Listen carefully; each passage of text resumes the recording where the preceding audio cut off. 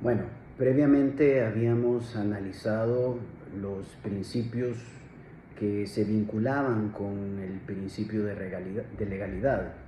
Específicamente habíamos analizado la reserva de ley, bajo la cual la potestad sancionadora se deberá ejercer siempre cuando una norma expresamente lo reconozca y cuando se haya seguido el procedimiento previsto, y también, por supuesto, el principio de tipicidad, donde únicamente van a poder sancionarse las sanciones administrativas que así de forma expresa establezcan el ordenamiento jurídico y cuando de manera clara, precisa e inequívoca se hayan establecido las mismas, sin que exista la posibilidad de interpretación analógica. Sin perjuicio de que nos falta todavía el análisis del principio de irretroactividad, bueno, yo creo que es necesario hacer cierto tipo de precisiones acerca de cómo debe de aplicarse el principio de reserva de ley y el principio de tipicidad, en especial cuando existe la posibilidad reconocida por la jurisprudencia tanto nacional como internacional de que exista una colaboración reglamentaria. El artículo 139, numeral segundo de la Ley de Procedimientos Administrativos, específicamente en la segunda parte dice que no obstante, conforme al principio de tipicidad, las sanciones deben de estar descritas de forma clara, expresa y inequívoca, puede acudirse a los reglamentos o a normas administrativas para desarrollar o introducir especificaciones al cuadro de las infracciones o a las sanciones legalmente establecidas, pero sin que en ningún caso se puedan crear nuevas infracciones o sanciones administrativas ni alterar la naturaleza o los límites fijados por la ley.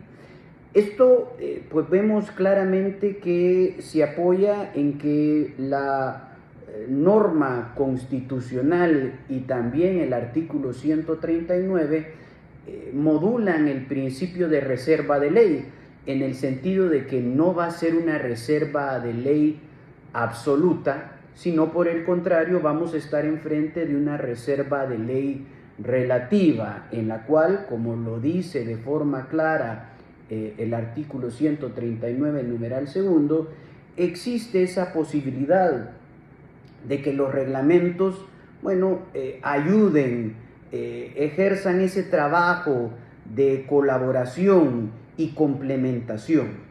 Ahora bien, debe de quedarse claro completamente que el papel que tiene el reglamento es un papel totalmente distinto al que pueden tener las leyes. El reglamento no está para llenar vacíos de ley. El reglamento, tal como sabemos, únicamente puede hacer aquellas precisiones y determinaciones que en base a que la normativa solo las estableció de forma general y abstracta, es necesario, como lo dice el artículo 139, numeral segundo, hacer cierto tipo de especificaciones al cuadro de las infracciones. Esto nos ayuda a entender cuál es el papel real de los reglamentos, porque sabemos que los reglamentos únicamente pueden ser secundum legem, es decir, únicamente pueden ser según la ley. En ningún momento pueden ser, como lógicamente no es permitido, que sean contra legem, contrarios a la ley.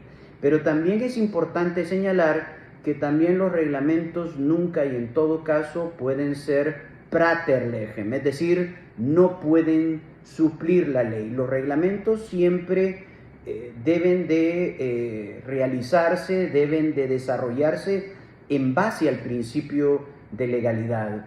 Un presupuesto de un reglamento siempre va a ser la ley. El reglamento siempre debe quedar bajo la cobija o bajo el amparo de la ley, sin que pueda tener una innovación normativa.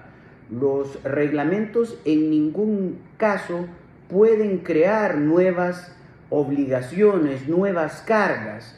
Las cargas, las obligaciones únicamente pueden establecerse por la ley. En ese sentido, bueno, este artículo 139 en el numeral segundo debe de conectarse y me parece apropiado que se estudie conjuntamente con lo que sería el título sexto relativo al procedimiento para el ejercicio de la potestad normativa.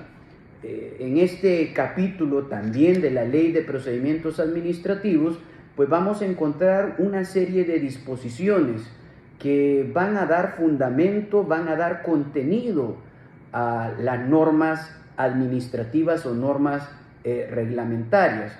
En primer lugar, el artículo 159 establece una uniformidad de contenido en cuanto a las normas administrativas. No importa la denominación que éstas adopten. En este sentido, cualquier norma que tenga una función de carácter normativo general, con independencia de su denominación, debe de cumplir con el título sexto de la Ley de Procedimientos Administrativos. El artículo 159 dice que las disposiciones de este capítulo tienen por objeto establecer las reglas básicas para el ejercicio de la potestad normativa por parte de la Administración, la cual comprende la adopción de reglamentos, normas técnicas, planes, programas y cualquier otra disposición de carácter general con independencia de la denominación que adopten. En este sentido, no importa la denominación que se le dé, no importa el calificativo, basta con que sean normas que provengan del Poder Ejecutivo para que se deban de someter a este tipo de reglamentaciones que, si no son cumplidas, podrían lograr que, si una sanción administrativa se sustenta en ellas, la sanción sea ilegal. Esto parte de que la aplicación de un reglamento o una norma administrativa ilegal, bueno, provoca que el acto administrativo que se sustente en este sea a su vez ilegal. Por lo tanto, resulta crucial, resulta fundamental que se cumplan con todas las reglas que aquí se imponen. Dentro de estas reglamentaciones, pues se establece el principio de buena regulación, que implica que se cumplan con los principios de necesidad, eficacia, proporcionalidad, seguridad jurídica, participación ciudadana y transparencia. Bueno, todos estos principios tienen manifestaciones singulares dentro del articulado, pero digamos, haciendo un resumen muy breve, definitivamente para que se pueda emitir un reglamento debe de ser necesario. Es decir, debe primero analizarse si el conflicto jurídico se puede resolver a través de conductas y no necesariamente a través de normativa, porque al final incluir más normativa, esto provoca inseguridad jurídica. Vemos justamente cómo el principio de necesidad se vincula con otro de los que también se regulan, el principio de seguridad jurídica. No es bueno que exista una motorización legislativa. En muchas ocasiones existen entidades que tienen tanta regulación que ni ellas mismas conocen en exactitud todas las normas que lo rigen, y eso pues provoca inseguridad. Por otro lado, pues también tenemos la eficacia, en el sentido de que se debe de determinar si la administración tiene realmente la capacidad para hacer efectiva toda esta normativa. Es frecuente que las administraciones dicten normas administrativas, pero al final estas no se cumplen, se vuelve en un derecho positivo pero no vigente. Y esto pues provoca nuevamente inseguridad jurídica y mayores conflictos. Por supuesto, también toda esta normativa tiene que ser proporcional. No pueden existir decisiones que carguen de sobremanera a los particulares. así como debe de cumplirse siempre la participación ciudadana y la transparencia. Sabemos que de conformidad a la Ley de Procedimientos Administrativos, desafortunadamente no tenemos la posibilidad de hacer una recapitulación de cada una de las etapas, pero en el artículo 162 se establece que las normas administrativas necesariamente van a necesitar de un procedimiento, y en este procedimiento es necesario que exista una audiencia a los ciudadanos directamente afectados y también la participación del público en general. La nueva dinámica de la administración pública implica que se le pueda dar participación a las personas que puedan resultar afectadas y no decisiones a las espaldas de los ciudadanos. Y por supuesto la transparencia, que tal como lo dice pues el artículo correspondiente, pues dan pie a que puedan ser conocidas. El numeral séptimo del artículo 162 pues habla de la publicación. La entrada en vigor de este tipo de normas requiere la previa e íntegra publicación en el diario oficial. Además, teniendo en cuenta de la naturaleza de las normas, podrá ser publicitada por otros medios. Modernamente sabemos que se utiliza los medios informáticos y telemáticos. Bueno, pero quizás el artículo que resume en esencia la imposibilidad de que existan normas administrativas más allá de las leyes es el artículo 161, inciso tercero. Quizás el artículo, como decíamos, más importante de todos. El inciso tercero expresa lo siguiente: sin perjuicio de la función de desarrollo o colaboración con respecto de la ley, las normas administrativas no podrán tipificar infracciones ni sanciones administrativas, establecer delitos o penas ni tributos, exenciones para fiscales u otras cargas o prestaciones personales o patrimoniales de carácter público. En este sentido, este inciso claramente está diciendo que los reglamentos no pueden ir más allá de lo establecido en la ley.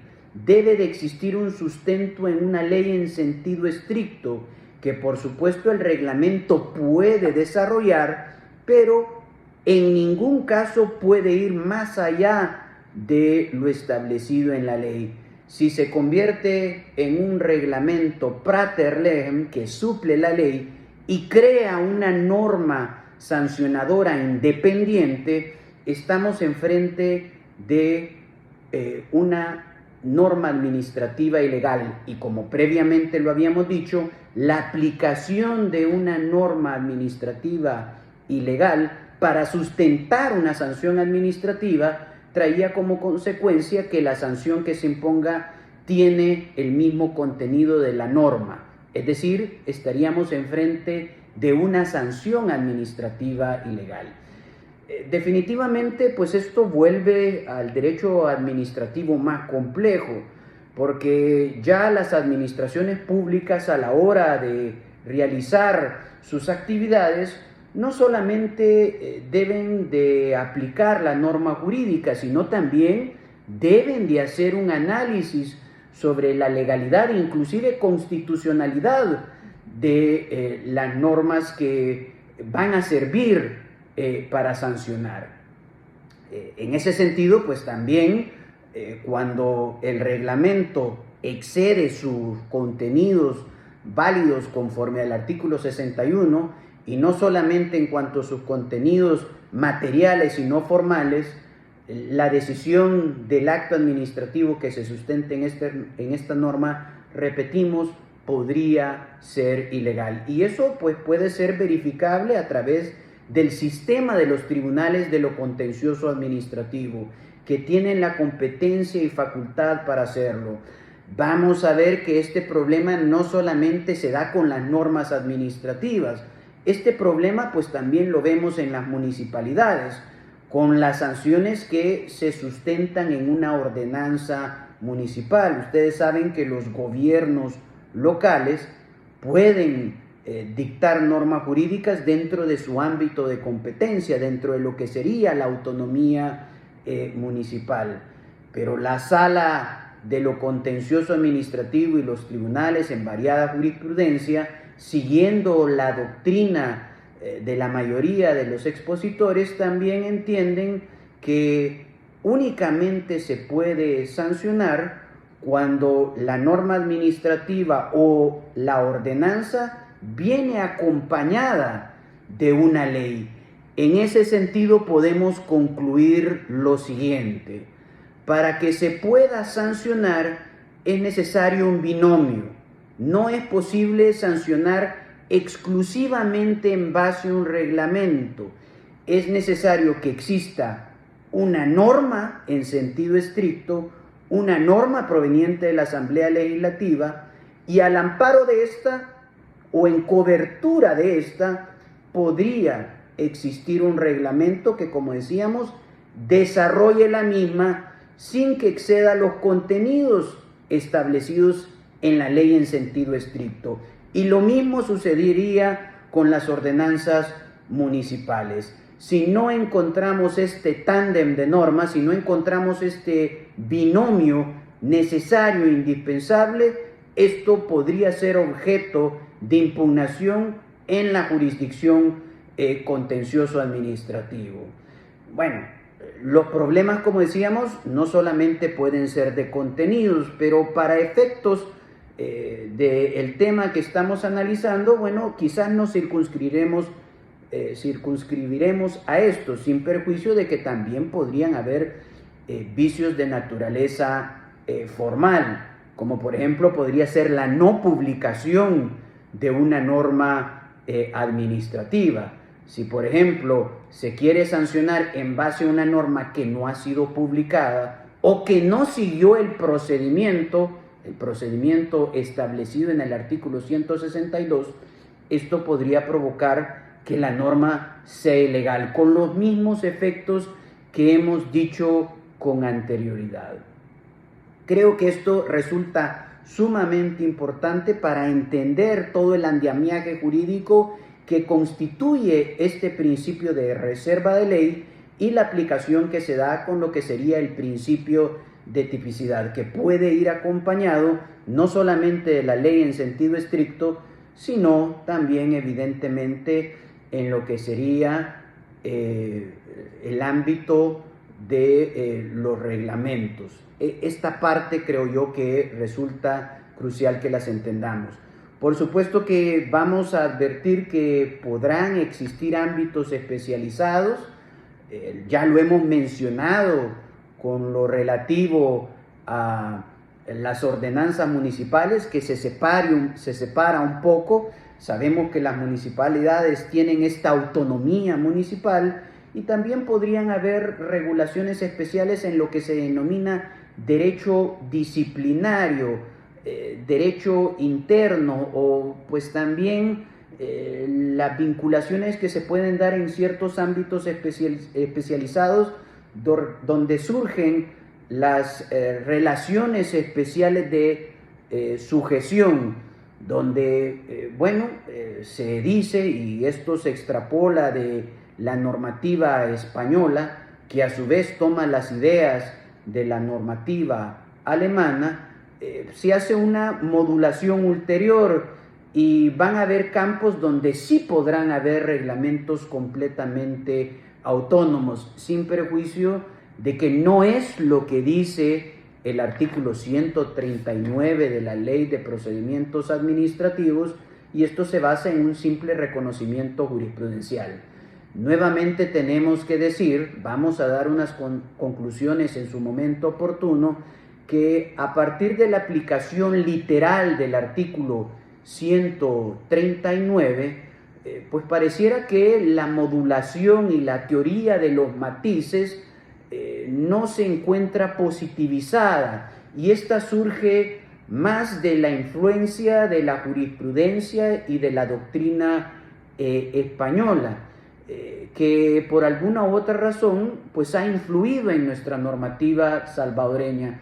Realmente este punto no se ha analizado desde la entrada en vigencia de la Ley de Procedimientos Administrativos.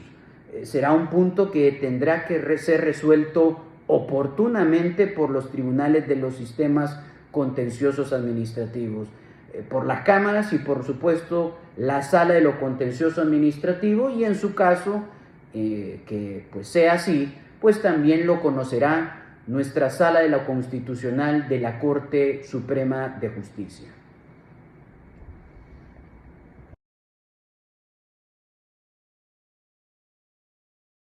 Tipicidad.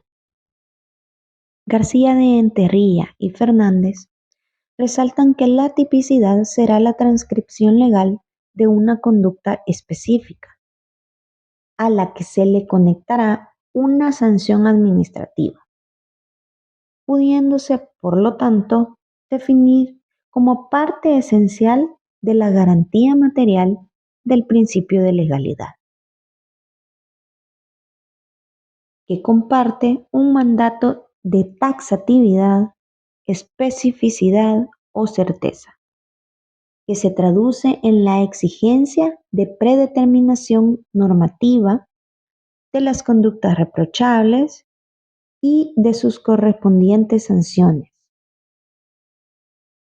Exigencia que tendrá implicaciones no solo en la fase de elaboración de las normas, sino también en el momento aplicativo del ejercicio de las potestades sancionadoras por la administración y los tribunales.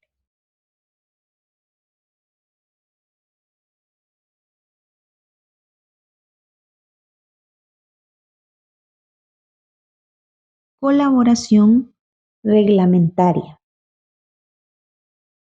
Se reitera la viabilidad de la colaboración reglamentaria, siendo permisible siempre que este auxilio no constituya una nueva infracción o sanción, o que modifique la naturaleza de las mismas, o los límites previamente establecidos por la ley. Se colige entonces la necesidad de una descripción mínima por parte de la norma de rango de ley en cuanto a la acción u omisión, debiendo estar claramente definidas las transgresiones administrativas y además señalada la adecuación necesaria con las circunstancias objetivas y personales determinantes de la ilicitud y de la imputabilidad, con el objeto de configurar con exactitud la conducta del sujeto con el tipo definido.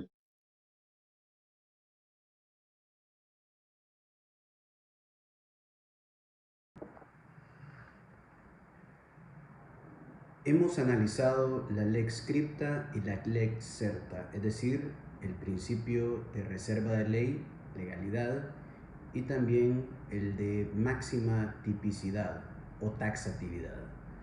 Nos queda pendiente la lex previa o irretroactividad de las leyes.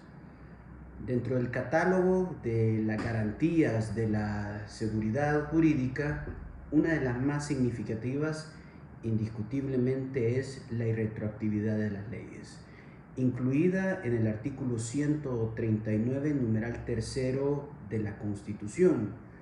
No solamente se incluye en la ley, sabemos que se incluyen en la mayoría de tratados y convenciones sobre derechos humanos, como podría ser la Convención Interamericana de Derechos Humanos y el Pacto de Derechos Civiles y Políticos de las Naciones Unidas.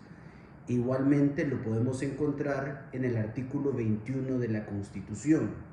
Bajo esta, las leyes nunca pueden tener un efecto retroactivo, no pueden ir hacia atrás, no pueden tener efectos pretéritos, únicamente tienen efectos hacia adelante, salvo ciertas materias como en el ámbito de el orden público, y en casos especiales, especialmente en materia penal, que aquí lo vamos a relacionar con la materia administrativa, y cuando sea beneficiosa o benigna hacia los delincuentes.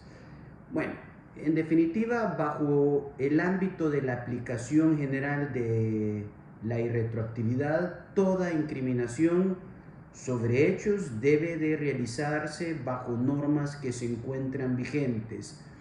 Tal como lo dice Ferraioli, no puede existir violación a la ley si al momento de los hechos no existía la ley. En este sentido, pues toda condena necesariamente debe de basarse en una norma que exista al momento de los hechos, siempre rigiendo esta.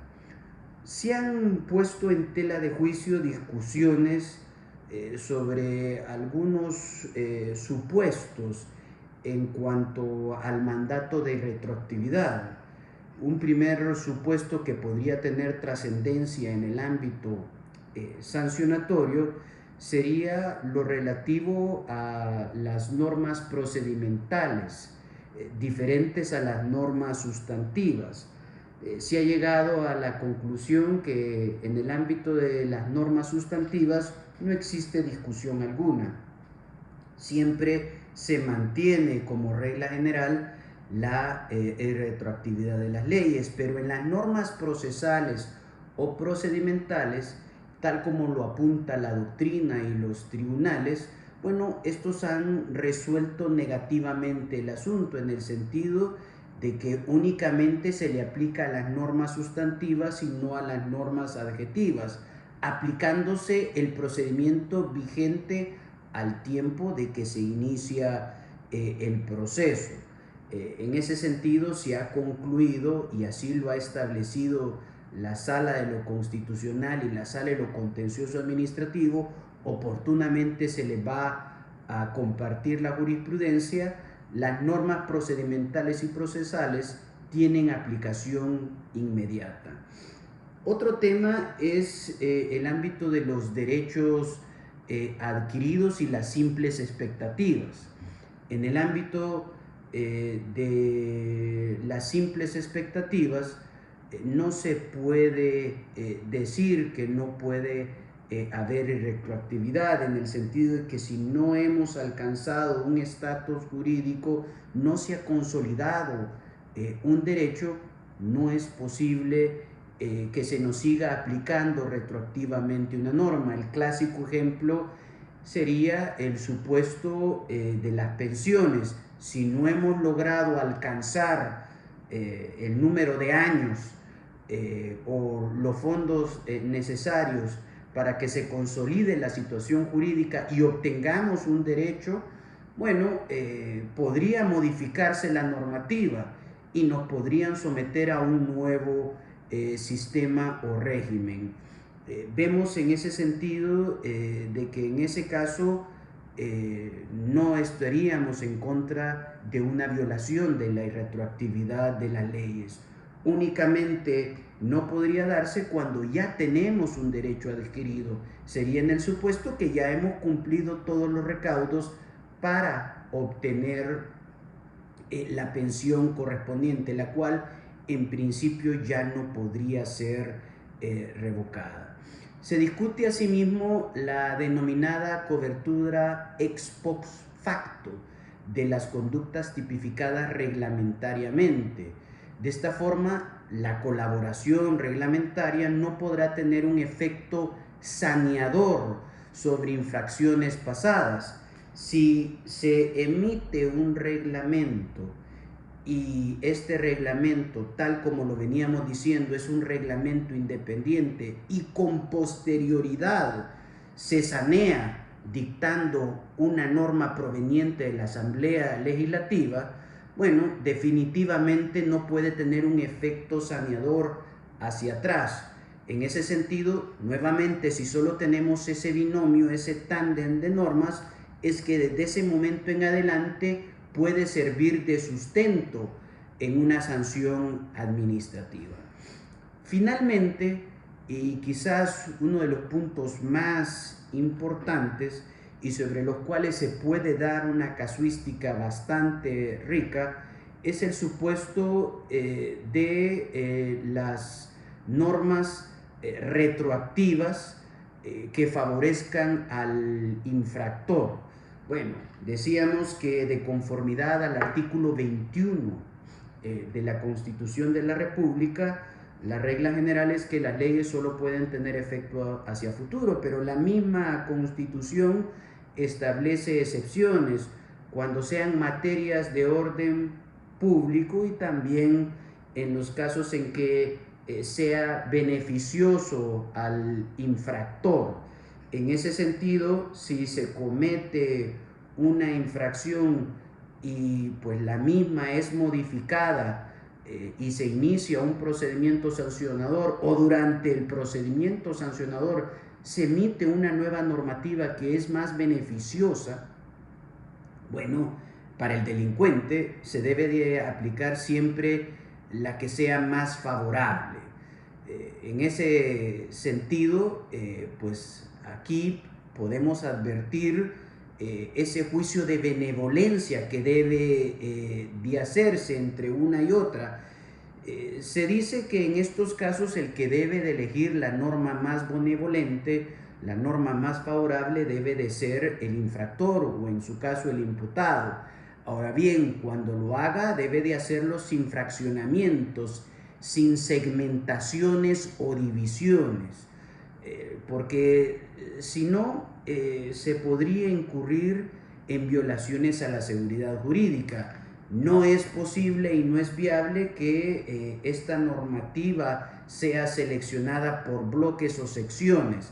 Es necesario que se entienda cuál es la normativa que corresponde aplicar y que pues a partir de ello se entiende que es más favorable, pero sin esa posibilidad de que se tomen ciertos artículos de la normativa pasada y ciertos artículos de la normativa vigente.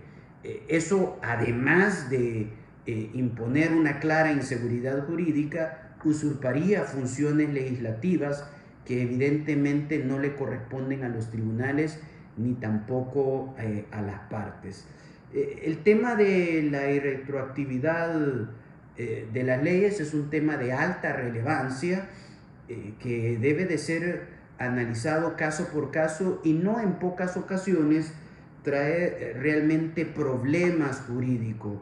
Este tema de la aplicación de las leyes en el tiempo realmente es uno de los grandes dolores de cabeza, pero sobre los mismos afortunadamente existen varios precedentes, tanto de la Sala de lo Constitucional, tanto de la Sala de lo Contencioso Administrativo, en múltiples casos como lo que hemos señalado. Por lo tanto, es importante que tengamos conciencia de todos estos precedentes jurisprudenciales, las definiciones y aclaraciones que hace la ley al respecto, para que tengamos un juicio más correcto a la hora de la implementación de tan importante principio normativo.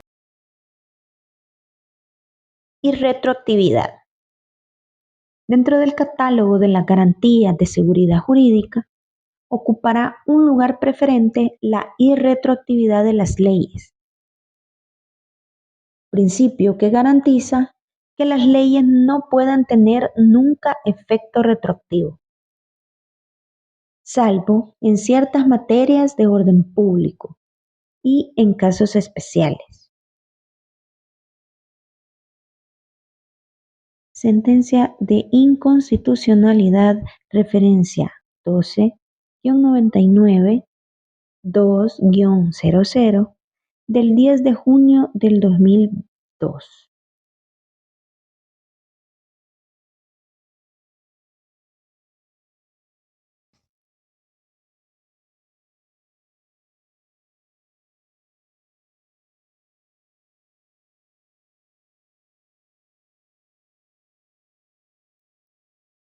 Y retroactividad y normas procedimentales. Existirán discusiones que pueden ser dilucidadas poniendo al centro las premisas principales del mandato de irretroactividad. Un primer tema comprende la interrogante de si ésta abarca disposiciones procedimentales o solo las sustantivas. Pregunta que la doctrina y los tribunales han resuelto negativamente, en el sentido de que solo abarcará las últimas aplicándose el procedimiento vigente al tiempo, aun cuando los hechos que lo motiven se hubieran producido con anterioridad. Todo debido a la naturaleza misma de las normas procesales.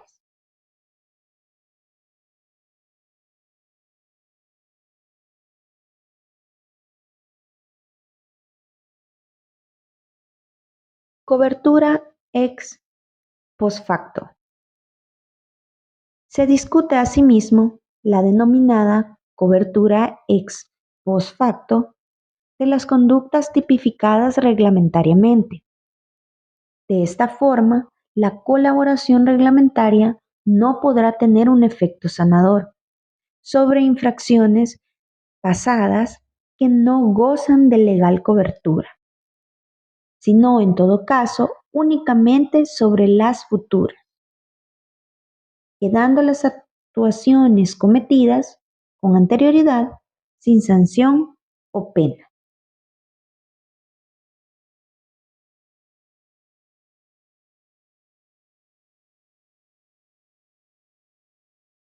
Aplicación de la norma sancionatoria más favorable. Finalmente, como parte del contenido del principio de irretroactividad, debe mencionarse el efecto retroactivo cuando las disposiciones sancionatorias favorezcan al infractor sobre el ejercicio de este juicio de benignidad de una ley. Se concluye que, como regla general, este debe hacerse sin fraccionamientos, segmentaciones o divisiones, de modo que en aquellos casos cuando el nuevo régimen contenga algunos artículos favorables y otros desfavorables, lo correcto será determinar si en verdad se trata de una regulación más benigna, dado que se entiende que de ser aplicado de modo fragmentario, además de crear inseguridad, usurparía funciones legislativas que no corresponden a los tribunales.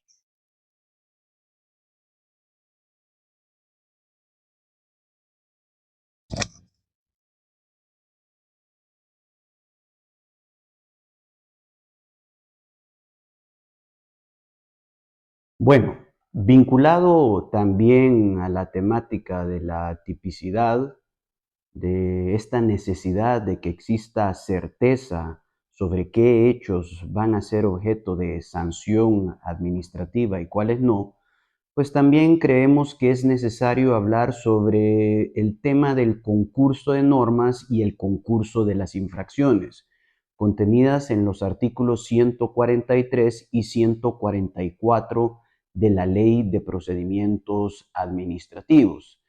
En la primera, realmente no se trata de un concurso per se de acciones que pudieran dar pie a sanciones administrativas, sino muy por el contrario, lo que nos ayudan es a encajar correctamente la conducta en la norma específica. En el artículo 143, bajo el acápite de concurso de normas, se establecen varios criterios. Por ejemplo, se establece el criterio de que la ley especial o el ilícito que se encuentre regulado de forma específica, como podría ser en el ámbito del derecho penal el aborto, se va a sobreponer y se va a preferir sobre una tipificación general, como sería el caso del homicidio, si existe en este supuesto una disposición que se ajusta de mejor forma por sus características propias y por su especialidad, se va a preferir este sobre cualquier tipo de tipificación genérica. También se establecen supuestos donde el criterio subsidiario se va a preferir sobre el principal cuando no se logren determinar y para el caso concreto reunir ciertos elementos. Sería, por ejemplo, nuevamente poniendo el caso del homicidio, de la tentativa. Bueno, si no se logran configurar todos los elementos, específicamente el resultado específico, ni se logra ejecutar plenamente la conducta, bueno, se va a preferir nuevamente y aplicar el criterio subsidiario sobre el principal. También otro criterio que se establece, no menos importante, será que el supuesto de tipificación más amplio o más complejo va a subsumir las sanciones que sean consumadas en él. Bueno, esto pues a efectos de que no existan duplicidad de sanciones llegando a, por ejemplo, cierto tipo de absurdos. Pues en principio, como regla general, no podrían haber lesiones y homicidios, al menos como términos generales, porque las lesiones se subsumirían en lo que sería el homicidio. Por otro lado, pues también tenemos el concurso de infracciones regulado en un artículo que sería el artículo 144, el siguiente al que ya hemos estudiado. Al igual que sucede en el ámbito del derecho penal, existe un concurso que podríamos denominar real y un concurso ideal. En el primero, en el concurso ideal, varias conductas se cometen y estas provocan diversas sanciones independientes. En este caso, pues se tendrán que imponer, según las reglas generales, cada sanción en particular, según se vaya tipificando y deduciendo a partir de la proporcionalidad por parte de la autoridad administrativa. Pero también podrían darse supuestos, como en el concurso ideal, donde un solo acto, una conducta o un hecho que aproveche una misma ocasión produzca diversas infracciones. En estos casos se va a poner todas las sanciones que correspondan, pero en su cuantificación más baja correspondiente. En este sentido, pues yo creo que todos estos artículos que hemos mencionado con las figuras que se han planteado vienen a darle coherencia, vienen a proporcionar un sistema para que no exista un exceso de punición y también ayudan en todo caso a que exista una mejor tipificación. Y como decíamos, pues no se provoquen conclusiones que puedan ser irrazonables en este sistema jurídico. Concurso de normas. Artículo 143 LPA. Cuando un mismo hecho puede encuadrarse en dos o más preceptos sancionadores, se aplican estas reglas. Preferencia del especial sobre el general. Subsidiariedad solo se aplica si no procede el principal. Absorción, la norma más amplia o compleja absorbe a las infracciones menores que contiene. Gravedad de la sanción. Si no aplica lo anterior, se aplica la norma con sanción más grave. Estas reglas solo operan si con un precepto se cubre toda la antijuricidad del hecho. Protegen el mismo bien jurídico o las diferencias son poco relevantes. Si no es así, se trata de un concurso de infracciones, no de normas.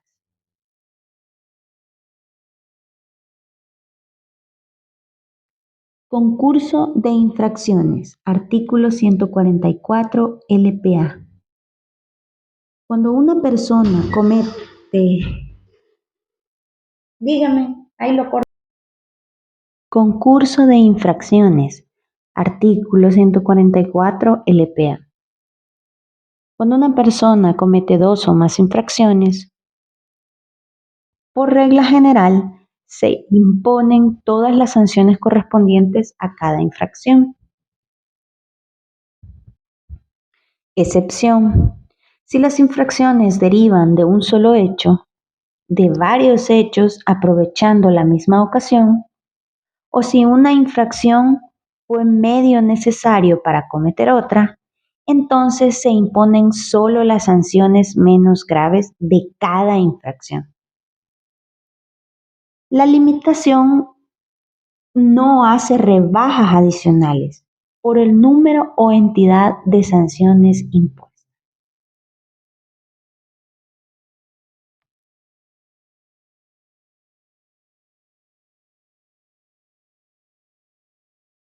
En la propia secuencia que establece el artículo 139 de la Ley de Procedimientos Administrativos, corresponde en este momento analizar el principio de presunción de inocencia.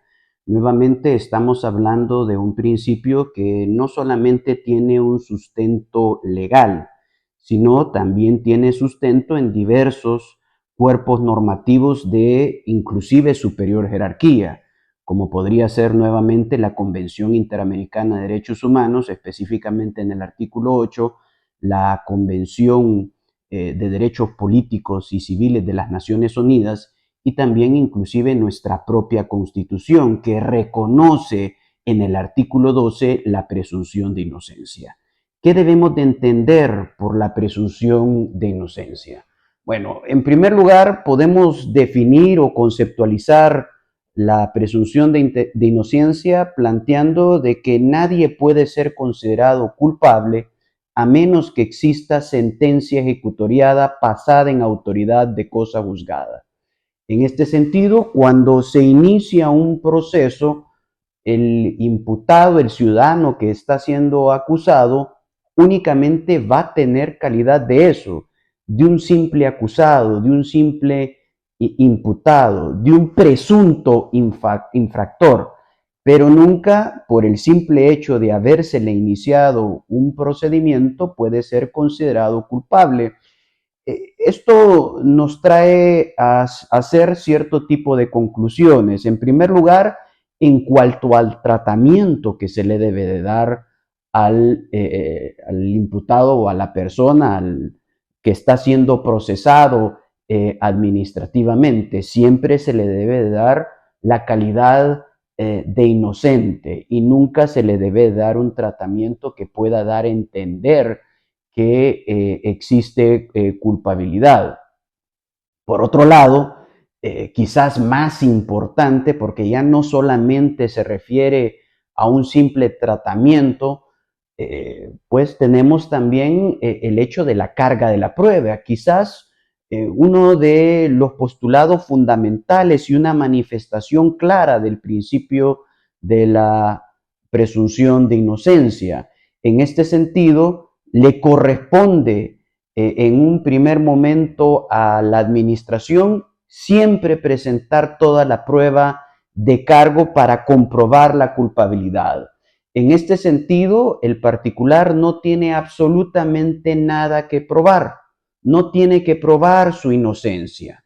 Quien tiene que probar su culpabilidad es el órgano instructor del proceso, que tiene que presentar prueba lícita, que cumpla con todos los postulados legales y constitucionales. Por supuesto que por el caso de los que están siendo acusados, no es conveniente que se pongan en una posición de inactividad. Pues ellos deben de tener también la posibilidad de presentar prueba, que se vincula más con el derecho a la tutela jurisdiccional efectiva o debido proceso. la capacidad de presentar la prueba de descargo y que ésta sea admitida y que solamente sea rechazada cuando lo prescribe el ordenamiento jurídico.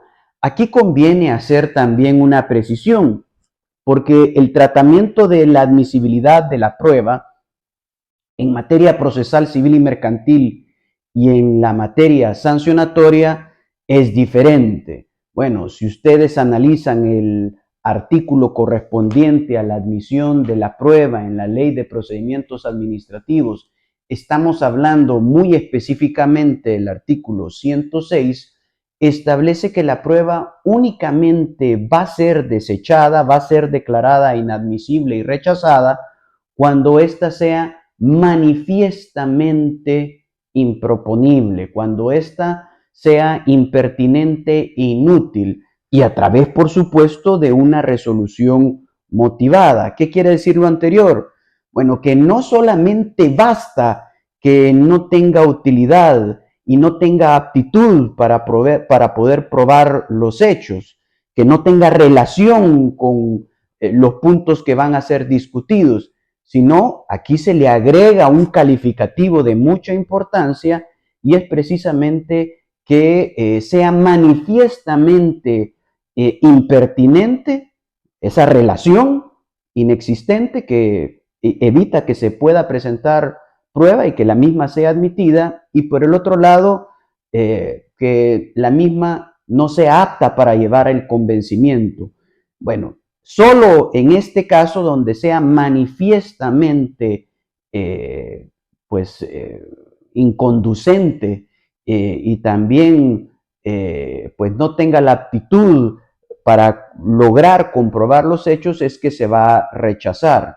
Es decir, en estos casos, si existe algún tipo de duda, si de alguna forma surge pues algún tipo de interpretación que dé pie a que existan posiciones divergentes, la prueba debe de aceptarse. La misma debe de ser aceptada porque no cumplen con ese elemento que es la imposibilidad manifiesta que se conozca por las razones de conducencia y aptitud probatoria que hemos mencionado.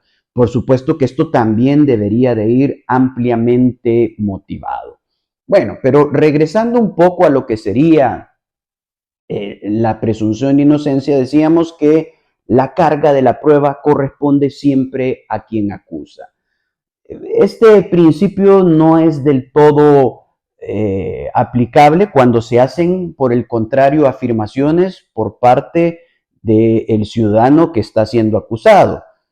Si yo hago una afirmación, yo tengo que, por supuesto, que probar la afirmación que he realizado. Tengo que realizar la actividad probatoria correspondiente.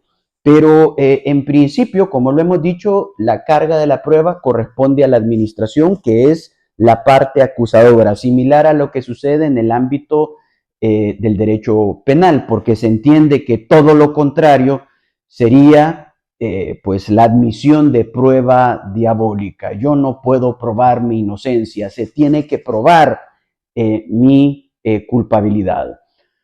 Por otro lado, creemos que es importante señalar que, pues por supuesto, habrán casos donde se podrá realizar una reversión de la carga de la prueba. Esto, por supuesto, que es viable, pero en los casos expresamente establecidos en la ley, en los casos donde, pues a partir de cierto tipo de presunciones, se pueda llegar al convencimiento que el ciudadano ha actuado en determinado sentido. Recordémonos que las presunciones son esas inferencias que hace el legislador para llegar de hechos conocidos a hechos desconocidos. En ese sentido, bueno, por ejemplo, sabemos que en el ámbito de familia, si alguien es citado para que reconozca su paternidad y no llega a la cita o se rehúsa a hacer el examen de paternidad, pues la legislación va a ser una inferencia y se va a tener que, ese es el padre de un hecho conocido, es decir, la negativa de esta persona, pues se va a presumir un hecho.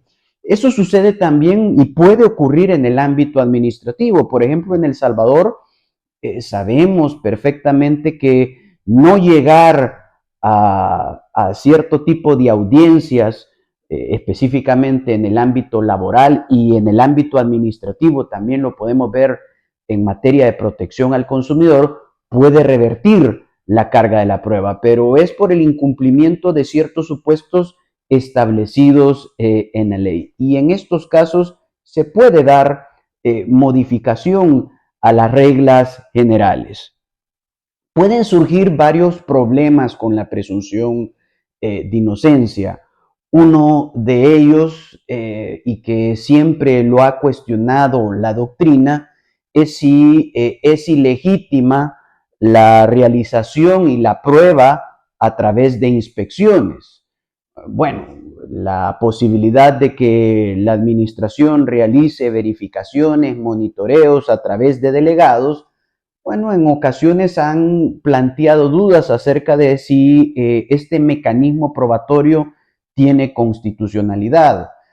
Y se ha llegado a la conclusión de que no, la inspección tiene perfectamente constitucionalidad, pero debe de entenderse que para poder realizar una inspección, en primer lugar, es necesario que la misma esté habilitada por el ordenamiento jurídico. Existe en este sentido reserva de ley. Por el otro lado, bueno, sabemos que las actas de inspección, pues únicamente tienen un efecto de presunción de legalidad juris tantum, es decir, perfectamente admiten prueba en contrario. Pueden ser controvertidas por los particulares. Y hay otro punto que también ha resuelto la doctrina y la jurisprudencia, principalmente internacional, entendiendo que también las actas de inspección, si bien pueden tener una presunción de legalidad formal, no quiere decir que tengan un valor probatorio por encima de cualquier otra prueba que se presente. No tienen un valor especial por encima de otro. Por lo tanto, pues simplemente son un acervo probatorio que puede utilizarse y que podrá llevar al convencimiento, pero que también perfectamente puede ser refutado. Otro punto que también creemos es importante señalar es que un acta de inspección no puede traer conclusiones, no puede incluir, formas de opinión del que está realizando, ni tampoco, muy importantemente, podría ser calificaciones jurídicas. El inspector únicamente debe de proceder a relatar lo sucedido sin que concluya, sin que haga aseveraciones, las cuales le corresponden exclusivamente al órgano decisor. ¿Qué pasa si plantea sus propias conclusiones? Bueno, eso podría ir, como decíamos, en contra de la presunción de inocencia. ¿Y por qué va en contra de la presunción de inocencia? Porque si está aseverando en un acta que es culpable, bueno, se está adelantando al momento oportuno para hacerlo. También no puede hacer calificaciones jurídicas. Un acta en ningún momento puede decir se infringió tal o X artículo, sino simplemente debe de hacer una descripción, un relato de lo sucedido. La determinación si ha existido infracción o no al ordenamiento jurídico y la determinación de cualquier tipo de conclusiones, sabemos que estas le corresponden exclusivamente al órgano decisor, al que tenga la competencia propia para realizar la misma, según las reglas que establece la misma ley de procedimientos administrativos. Debe de cumplirse con el artículo 22 relativo a la competencia. Bueno, por otro lado, parte de la presunción de inocencia es ese derecho que tienen los ciudadanos a no declarar. Y es otro de los puntos que también se establecen en la ley de procedimientos administrativos.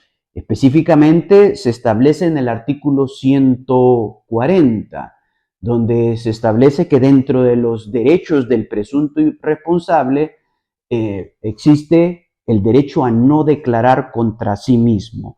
Otra garantía que se incluye dentro de los tratados internacionales. Yo no tengo por qué pues realizar actividades probatorias en contra de mi voluntad.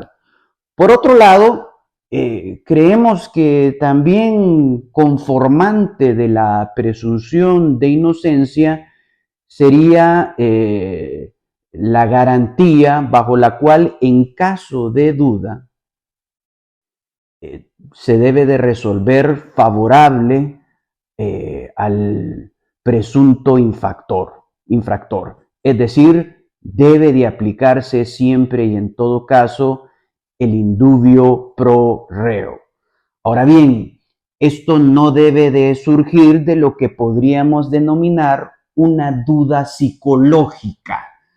Generalmente existe una mala interpretación de lo que es la sana crítica. La sana crítica en muchas ocasiones, desafortunadamente en nuestro sistema, se ha entendido como la íntima convicción. Es decir, ese sentimiento que el tramitador del procedimiento y el órgano decisor poseen o que el juez tiene. No, la sana crítica, bueno, pues sabemos que se trata de reglas de la lógica, reglas de la experiencia, que hacen que podamos llegar a cierto tipo de conclusiones. Sin embargo, cuando de una prueba o de un sinnúmero de pruebas se puedan llegar razonablemente a diferentes conclusiones, en esos casos se puede dar el indubio pro reo. Cuando solamente es una conclusión que puede haber y que tal vez puedan haber otras conclusiones, pero definitivamente estas conclusiones no son razonables, bueno, ahí puede proceder la condena. Pero cuando de las pruebas se pueden dar varias interpretaciones y podamos llegar a diversas conclusiones, todas ellas asequibles, bueno, definitivamente pues debe de declararse la absolución, no debe de imponerse la sanción administrativa. Como punto final, para finalizar, para hacer una parada plena en lo que sería la presunción de inocencia, tenemos lo relativo a si es posible una condena con indicios. Es posible que se condena no con prueba directa, sino con prueba indirecta, no con prueba plenamente acabada, sino simplemente con prueba que se denomina por indicios. Bueno, la jurisprudencia constitucional ha determinado que la misma es posible, pero nuevamente existe esa exigencia de que se haga en primer lugar una valoración y motivación que lleve a una sola conclusión. Pero si los indicios nuevamente pueden dar, como lo hemos dicho previamente, a múltiples conclusiones y se trata de prueba meramente circunstancial, bueno, en esos casos no es posible una condena. Y por supuesto, tiene que haber un procedimiento lógico, racional, a partir de una acabada motivación para que un indicio pueda llevar a una condena. En este sentido, no se puede descartar una condena a partir de indicios, pero sí debe de existir un trabajo de una motivación lógica y racional para que la misma pueda consumarse. Y siempre entendiendo que las divergencias interpretativas que surgen de un mismo acervo, bueno, deben de llevar en esos casos a lo que sería la impunidad. Vemos entonces que la presunción de inocencia es uno de los principios más complejos que podemos encontrar. Realmente es un tema que está para debate y que ha sido desarrollado en diferentes ámbitos por parte de la Sala de lo Constitucional y que pues también ha sido desarrollado en parte por la Sala de lo Contencioso Administrativo y los demás tribunales que conforman este sistema. Las violaciones a la presunción de inocencia, como sabemos, pueden llevar a la ilegalidad del acto en cualquiera de sus vertientes, sea en su tratamiento, sea, pues como decíamos, al imponer una sanción sin que exista la prueba, en cuanto a la violación del indubio pro reo, en cuanto también a la obligación de no declarar, a la imposibilidad a que se me obligue a declarar, y también por deficiencias en la motivación. Por supuesto que se trata de un principio que se encuentra vinculado y estrechamente relacionado con otros principios también de naturaleza constitucional. Por lo tanto, es algo que sí aconsejaría que se realizara un análisis pormenorizado y amplio de esta figura que tiene mucha relevancia en el ámbito del procedimiento administrativo sancionador.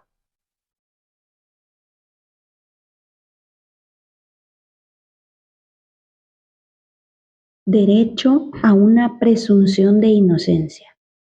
Otro de los principios que informa al procedimiento administrativo sancionador, también de estirpe constitucional, lo constituye la presunción de inocencia, principio reconocido invariablemente en las diversas constituciones de la región, así como por la Declaración Universal de los Derechos Humanos de la Organización de las Naciones Unidas en su artículo 11, la Convención Interamericana de Derechos Humanos, artículo 8, y otras cartas regionales que proclaman y garantizan el indicado derecho.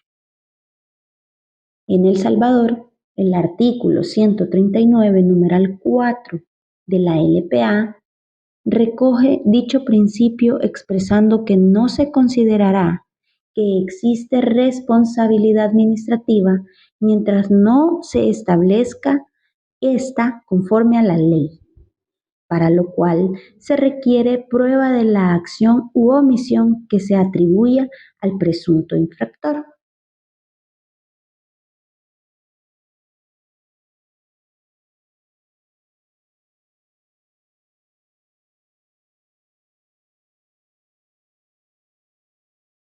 Concepto. En virtud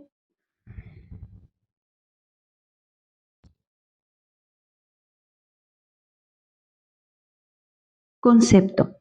En virtud de la presunción de inocencia, cuando el Estado pretenda hacer uso del derecho de castigar, ya sea a través de sanciones administrativas o delitos, deberá probar más allá de toda duda la culpabilidad del involucrado, sentándose la regla que la carga de la prueba de los hechos constitutivos de la infracción y la participación en los hechos de la persona inculpada corren por exclusiva cuenta de la administración pública.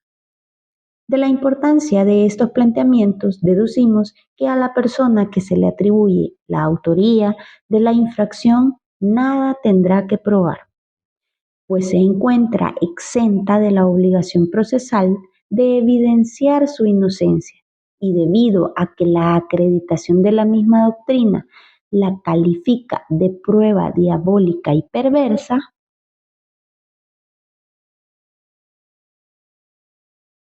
primero, un tratamiento hacia el imputado, siendo indispensable que el acusado llegue al proceso como inocente y que solo pueda salir de este estando mediante una resolución administrativa fundada en pruebas. En segundo lugar, que solo sobre la base de pruebas cumplidas podrá alguien ser sancionado. Es decir, se sostiene la regla que exige que toda condena deba ir precedida de una actividad probatoria, que a su vez sea eficaz, impidiéndose la condena sin pruebas, que las pruebas sean efectivamente tenidas en cuenta y valoradas y sean constitucionalmente legítimas.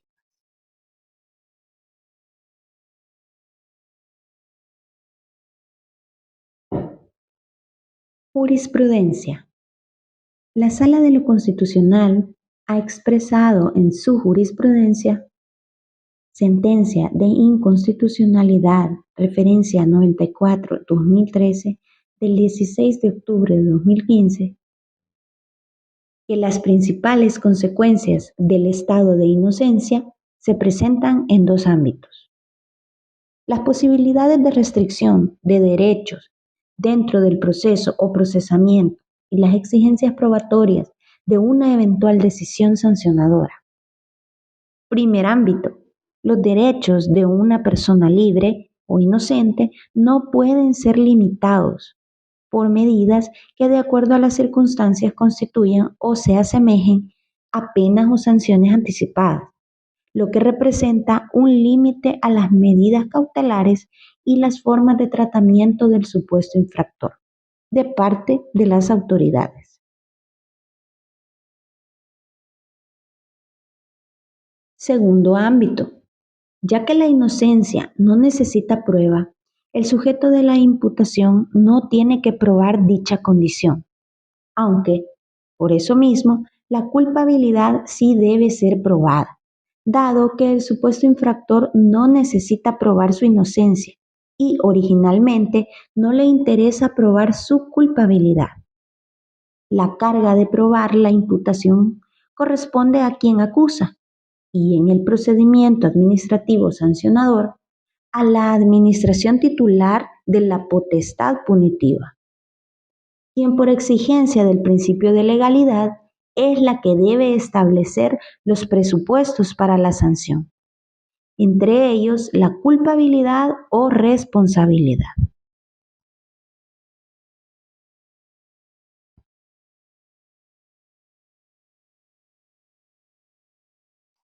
Prueba de indicios y la presunción de inocencia.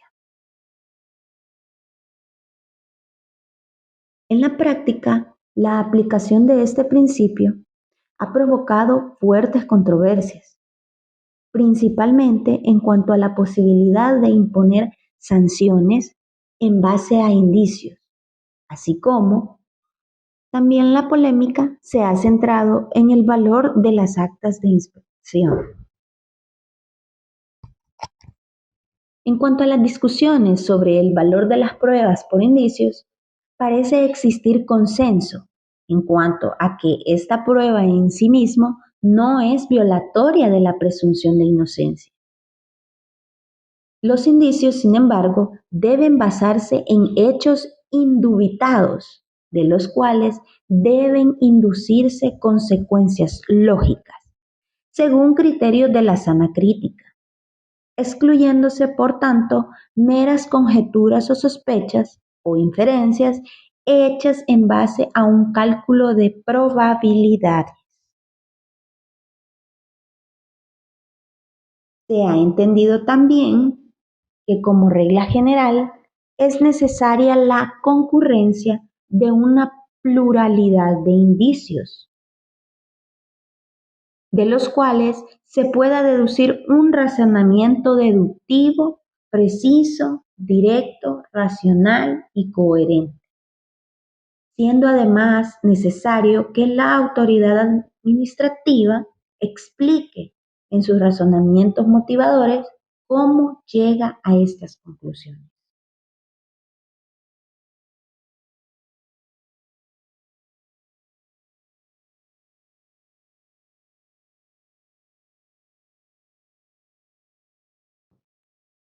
Inspecciones y la presunción de inocencia. En cuanto al otro de los puntos debatidos, con frecuencia se ha discutido si las actas de inspección pueden lesionar la presunción de inocencia. Al respecto, el criterio prevalente es que estas actas no son contrarias a este principio. Ahora bien, es preciso destacar que ese valor probatorio solo se confiere y circunscribe a los hechos comprobados directamente por el funcionario, quedando fuera calificaciones jurídicas, juicios de valor o simples opiniones consignadas en las mismas. También debe destacarse que esa presunción de veracidad solo alcanza hechos comprobados directamente por el funcionario, siendo necesaria la plena inmediación.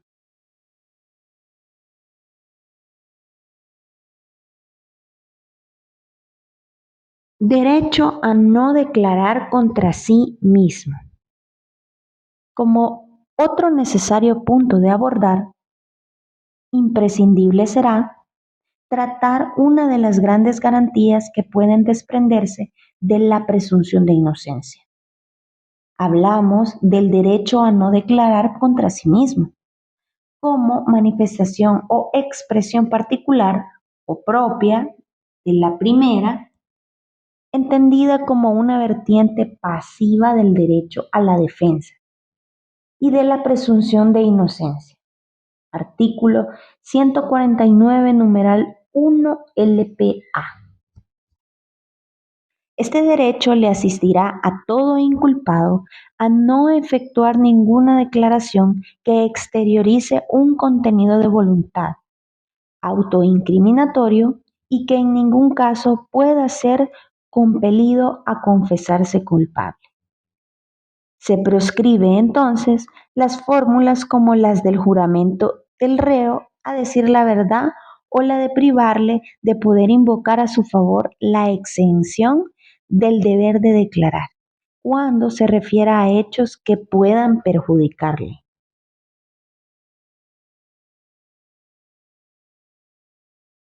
Derecho a no declarar contra sí mismo. Como consecuencia de ello, no podemos obligar al acusado a aportar elementos de prueba contra sí mismo, ni se puede entender que su silencio o fragilidad de argumentos exculpatorios de descargo determinen su culpabilidad, pues igualmente vulneraría la presunción de inocencia del ciudadano.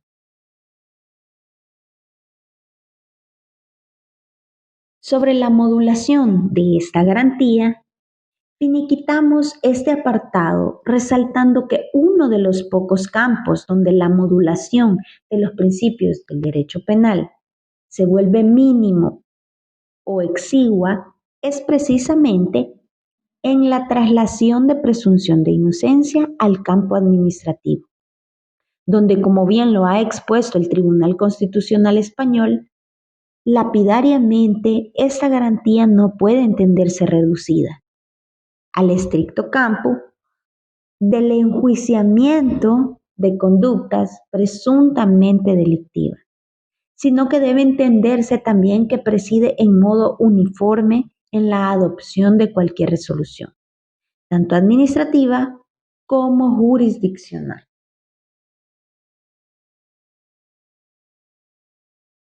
Presunción de inocencia e indubio pro reo. Una manifestación del principio o estado de inocencia es la estricta observancia de la regla indubio pro reo, que consiste en la absolución del inculpado en caso de duda. Destacamos que el elemento duda no debe entenderse como falta de conducción o la indeterminación del ánimo o pensamiento de la autoridad juzgadora. No se trata de un sentimiento o estado psicológico o una íntima convicción de la autoridad. Se trata que a consecuencia de las pruebas existan dos o más posibilidades distintas, con la facilidad de sostenerse en base a unos argumentos u otros absolver. Si bien en el caso arriba apuntado existiría una duda razonable, cuando existan probanzas que indican tanto responsabilidad como elementos probatorios que quitan entidad y aptitud para generar un grado de certeza, también habrá absolución del acusado, ya que existe en este caso una duda insuperable.